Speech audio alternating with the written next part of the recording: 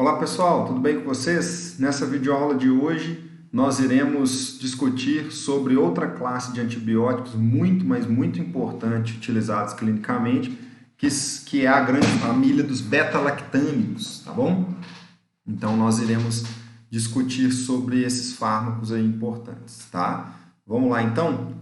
Vamos aqui abrir a nossa aula.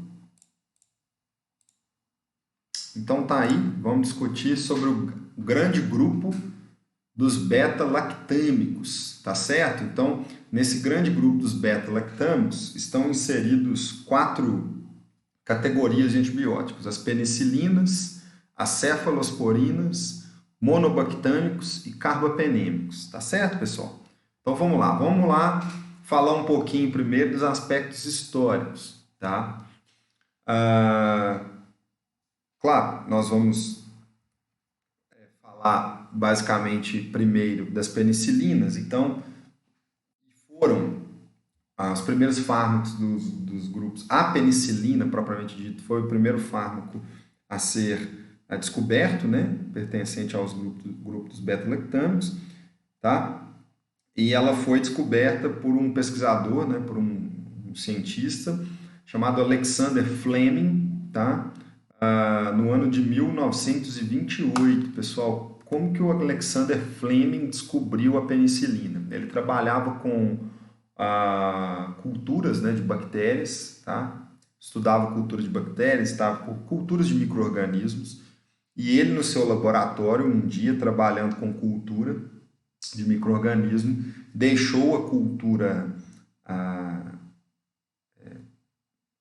aberta, né? A cultura provavelmente se contaminou ali, né? E nessa cultura ele tinha semeado ali umas cepas de bactérias para crescimento, tá certo? Então ele voltou para o seu laboratório e quando ele voltou ele viu que juntamente com a cultura de bactérias cresceram também fungos, tá? E o detalhe que ele percebeu é que ao redor ali do fungo, né, da colônia de fungos ali, não crescia bactéria ali perto dos fungos. Então, o que ele pensou? Opa, algo está acontecendo para que as bactérias não consigam crescer próximos aos fungos. Então, ele começou a estudar esse fungo e viu que esse fungo produzia uma substância que tinha uma propriedade de interferir aí no crescimento das bactérias. Então, era essa substância produzida pelos fungos que desempenhavam a ação, digamos, bactericida ali, né? As bactérias não conseguiam crescer, tá? E como esse fungo ele era do gênero Penicillium, Alexander Fleming denominou essa substância como penicilina. E é claro que isso revolucionou, isso deu start, de fato, à era dos antibióticos, né? E salvou milhões de vidas aí naquela época, né? Porque a penicilina era um dos únicos utilizados aí para tratar as infecções. Ok? Então, tá aí um pouquinho da história, principalmente aí das penicilinas, que fazem parte do grande grupo aí dos beta-lactâmicos. Então, é isso que eu falei, né? O grande grupo dos beta-lactâmicos. Nós temos aí 4 categorias de fármacos importantes inseridas nesse grande grupo: penicilinas, cefalosporinas, carbapenêmicos e bactérias. As penicilinas são subdivididas em geração, primeira, segunda, terceira e quarta geração, cefalosporinas também, primeira, segunda, terceira e quarta geração, carbapenêmicos e monobactâmicos têm aí os seus números mais limitados de representantes, tá? Bom, vamos lá. Por que que os antibióticos, os fármacos pertencentes ao grande grupo dos beta-lactâmicos são assim chamados, né? São assim categorizados como beta-lactâmicos? Porque todos eles apresentam em sua estrutura química um componente básico chamado de anel beta-lactâmico, que é essa estrutura que vocês estão vendo aí, tá? E o anel beta-lactâmico é responsável pelas propriedades farmacológicas destes fármacos, tá certo, pessoal? Então, na verdade, o anel beta-lactâmico, então, é considerado aí como sendo o grupo farmacofórico, né, podemos dizer assim, né, que é aquele grupo químico que representa, que dá a propriedade farmacológica, né, terapêutica para os representantes, tá bom? Então, todos eles têm o anel beta-lactâmico na sua estrutura química, por isso eles são categorizados como beta-lactâmicos. Então, se vocês perceberem, tanto penicilinas quanto cefalosporinas, assim como monobactâmicos e carbapenémicos, todos eles têm uma estrutura denominada anel beta-lactâmico. Então, aqui, ó, anel beta-lactâmico da penicilina, da cefalosporina, anel beta-lactâmico carbapenêmico, anel beta-lactâmico dos monobactâmicos. Tá certo? Então, tá aí.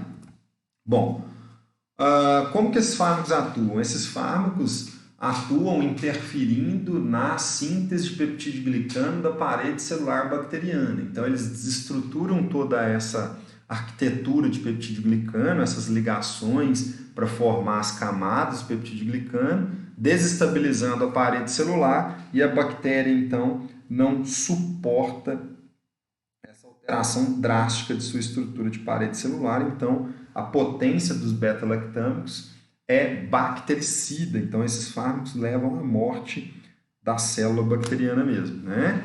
Então, eles vão interferir na síntese de peptidoglicano, tá? E vão, então, desarticular toda essa organização da parede celular, tá? Quais são os mecanismos de resistência mais descritos na literatura em relação aos beta-lactâmicos? Vou começar de baixo para cima, né? As bactérias podem desenvolver gene de resistência que leva a mutações e modificações em estruturas chamadas de porinas. As porinas são estruturas de membrana, presentes na membrana plasmática, pelo qual drogas passam, né, conseguem entrar para dentro da célula. Então, modificando isso aí, as drogas têm uma limitação maior, né, no processo de interação. Tá? Modificações estruturais em algumas proteínas, né, que estão envolvidas na síntese de peptidoglicano, ou de ligação de penicilina, na verdade, chamado de proteína de ligação de penicilina, né, no qual é uma estrutura importante também para que os fármacos se interajam, né? Se associam ali com a parede celular, né? Então, pode modificar a estrutura desses compostos, desses componentes, tá certo? E isso interferir na ligação. Mas o mecanismo de resistência a beta-lactâmicos mais descrito na literatura é a produção de enzimas capazes de degradar, de hidrolisar, de romper, de quebrar o principal componente químico presente na estrutura dos beta-lactâmicos, que é o anel beta-lactâmico, né? Denomina-se essa enzima de beta-lactamase, ou também penicilase, tá? Que é uma enzima produzida pelas cepas resistentes, nas quais essas bactérias produzem essa enzima, e essa enzima quebra o anel beta-lactâmico, e o fármaco então perde a sua propriedade, visto que o anel beta-lactâmico é considerado o grupo farmacofórico principal aí, responsável pela atividade biológica dos fármacos, tá? Bom, ok, pessoal. Então, vamos aqui iniciar a nossa discussão dos beta-lactâmicos falando das penicilinas, tá? Nós temos aqui, basicamente, 5 subgrupos de penicilinas. Nós temos as penicilinas naturais, também chamadas de benzilpenicilinas, né, representado pela penicilina cristalina aquosa, a única, inclusive, que pode ser administrada por via intravenosa. A penicilina G-procaína, que já é uma suspensão, né? A penicilina G-benzatina, que é o nosso tão conhecido benzetacil, né, que também é uma suspensão, administrada por via intramuscular, né? A procaína também por via intramuscular. E a penicilina V, ou fenoximetilpenicilina, que é o nosso conhecido PENV oral, que é a nossa penicilina que pode ser administrada por via oral, aí, a penicilina de primeira geração, basicamente, né? Nós temos as penicilinas resistentes a beta-lactamase, né, que são aquelas que resistem a essas cepas, né, que produzem a enzima que degrada. A oxacilina, a cloxacilina e a meticilina são penicilinas utilizadas a nível hospitalar. Tá? Nós temos as aminopenicilinas, onde nós temos as nossas famosas ampicilina e amoxicilina, né? As carboxipenicilinas, a carbenicilina e a ticacilina, e as ureidopenicilinas, que é a piperacilina e a meslocilina. Então tá aí as nossas penicilinas, tá certo? Então, as penicilinas naturais ou benzilpenicilinas são aquelas de primeira geração, né, pessoal?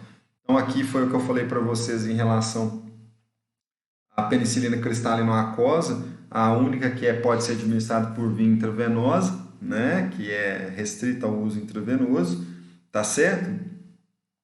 E é a única também que transpõe a barreira hematoencefálica íntegra, sem que a barreira hematoencefálica tenha uma desarticulação por processo patológico, né? Por meningite, infecção, etc. Ela consegue transpor a barreira hematoencefálica íntegra.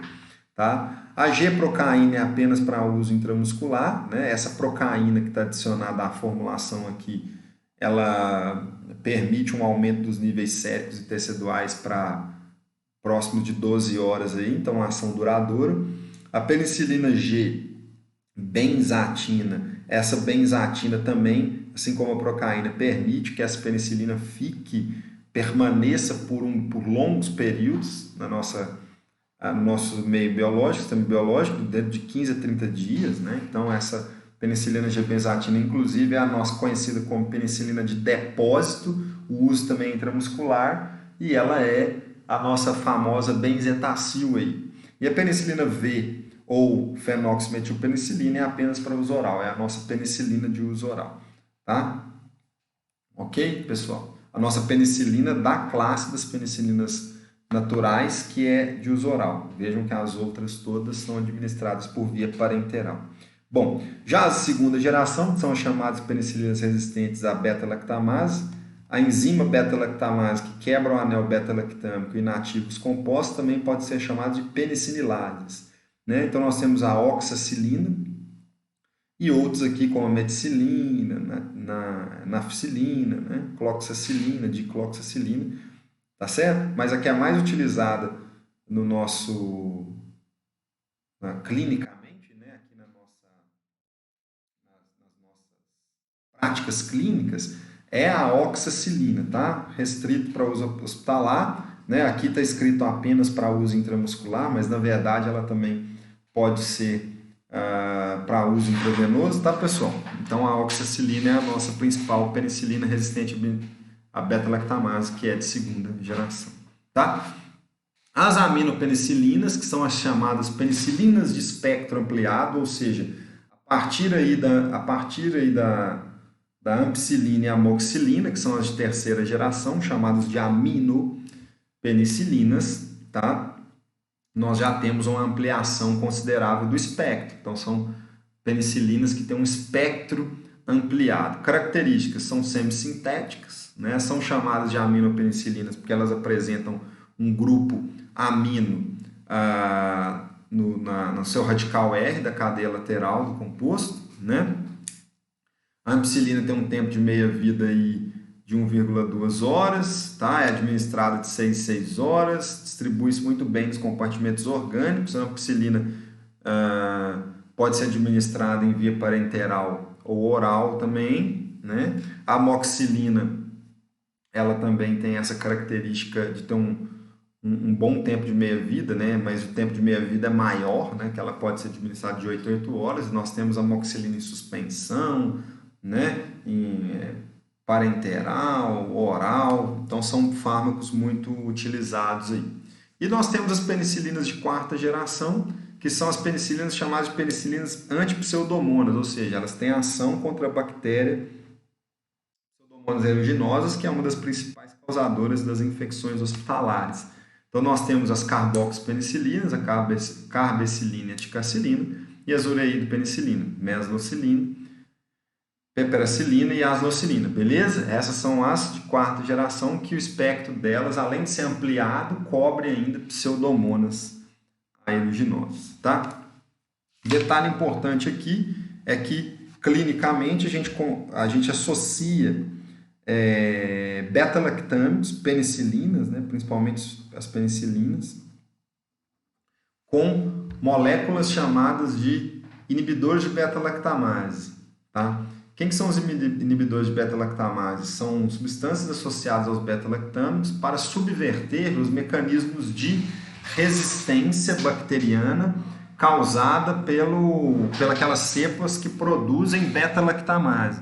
Tá? Então, na verdade, os inibidores de beta-lactamase nada mais são do que potencializadores da atividade dos beta-lactâmicos. Então, eles não têm uma atividade farmacológica considerável. Eles servem apenas para potencializar a atividade dos beta-lactâmicos. Como que funciona isso, pessoal? Vou dar um exemplo para vocês aqui de uma associação que é muito utilizada. A amoxicilina, que é o beta-lactâmico, a penicilina, né, de terceira geração, associado a um inibidor de beta-lactamase que é chamado de ácido clavulânico ou clavulanato de potássio. Ambas as substâncias apresentam um anel beta-lactâmico em sua estrutura. Só que o anel beta-lactâmico dos inibidores de beta-lactamase tem um tropismo, tem uma afinidade, né, muito maior para a célula bacteriana do que o anel beta-lactâmico da amoxicilina, que é o beta-lactâmico, né? Então, o que acontece?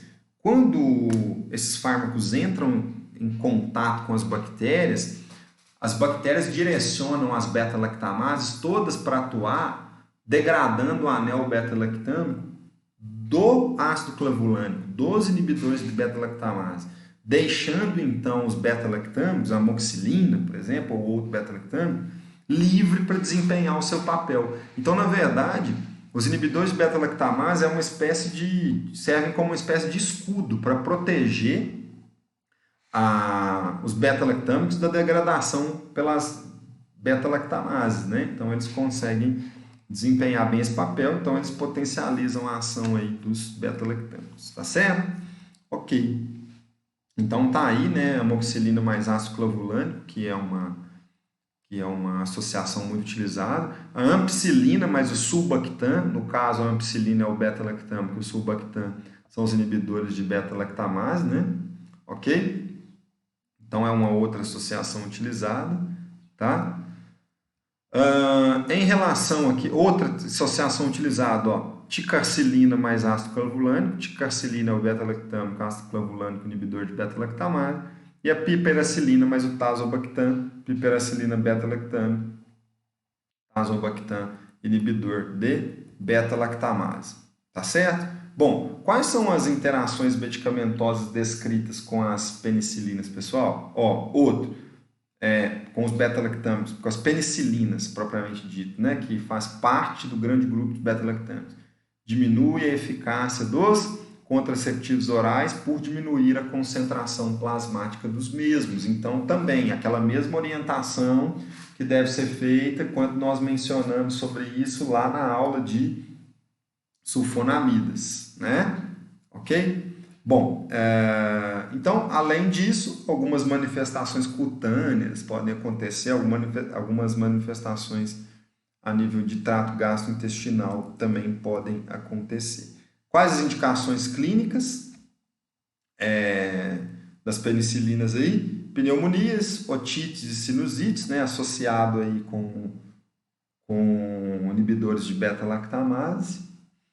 Faringites e epiglotites, geralmente utiliza-se aquelas administradas por via parenteral, né, a G ou AV ou até mesmo a aminopenicilinas. Infecções cutâneas, meningite bacteriana, infecções do aparelho reprodutor, endocardite bacterianas e naquela profilaxia também. Utiliza-se muito profilaxia. Por exemplo, uma profilaxia que a gente conhece muito é a administração de um antibiótico 1 hora antes de um procedimento de exodontia, né, de extração de elemento dentário em odontologia, no qual você utiliza uma dose, por exemplo, de 1 hora antes de amoxicilina, geralmente 1 grama de amoxicilina, né? Isso é um tipo de profilaxia. Isso é para evitar o quê? Endocardite bacteriana, tá? Ok? Efeitos colaterais, então, né? Nós temos as reações de hipersensibilidade, né? Toxicidade em 8% dos pacientes, pode desencadear desde uma simples reação urticariforme até mesmo choque anafilático, e os agentes mais comuns para que ocorra isso são as benzilpenicilinas, né? Ok? Então, são as penicilinas de primeira geração, onde nós incluímos, por exemplo, a benzetacil, a penicilina G-benzatina. É por isso, pessoal, que as penicilinas não podem ser administradas em drogarias. Por quê? Porque se o paciente ele desenvolve uma reação de hipersensibilidade, ele é alérgico, e você administra esse fármaco nele, e ele sofre ali uma reação anafilática, um choque anafilático, a chance desse paciente não conseguir um atendimento rápido para sobreviver é grande, né? Então, esse paciente pode virar óbito ali, né, por parada cardiorrespiratória devido ao choque anafilático. Então, tem que tomar muito cuidado em relação a isso, tá? Porque existe, então, casos de alergias a penicilinas que podem desencadear desde uma lesão urticariforme até um choque anafilático, tá? Efeitos colaterais mais comuns, então, né, questão racho cutâneo, placas urticariformes, existe também o risco de desenvolvimento da síndrome de Stevens-Johnson, que é mais raro, né? Que é uma síndrome caracterizada por uma descamação aí de epiderme, lesões muito sérias na epiderme, né? Que está associado com o uso de medicamentos, tá? E os agentes mais comuns, inclusive, são as aminopenicilinas, onde nós enquadramos a nossa tão gloriosa amoxicilina, né? Toxicidade renal também pode acontecer, a nefrite intersticial alérgica, que é mais comum com a oxacilina, que é uma penicilina resistente à beta-lactamase segunda geração, utilizada a nível hospitalar, né? Toxicidade hematológica também, que é raro, e neurotoxicidade, convulsões e abalos musculares, que também é mais raro. Beleza, pessoal? Vamos finalizar por aqui, que na próxima aula, na parte 2, nós vamos falar das cefalosporinas. Ficamos por aqui, então, né? Espero que vocês tenham aproveitado a nossa aula. Nosso material está disponibilizado para vocês. Bons estudos, então. Até uma próxima videoaula. Tchau!